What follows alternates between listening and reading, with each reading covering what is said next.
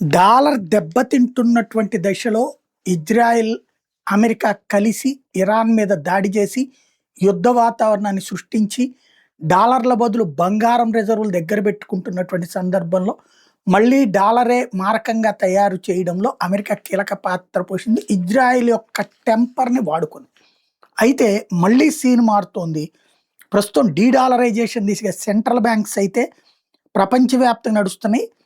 Gold historic లెవెల్స్‌కి చేరింది డాలర్లకి బదులుగా. 1000 టన్నులు ఎవ్రీ ఇయర్ 2022 నుంచి 24 దాకా ఉన్నది కాస్త ఇప్పుడు ఓల్డ్ యావరేజ్ దాటుతోంది. 1082 టన్నులు, 1037 టన్నులు, 1045 టన్నులు ఉంటున్నాయి.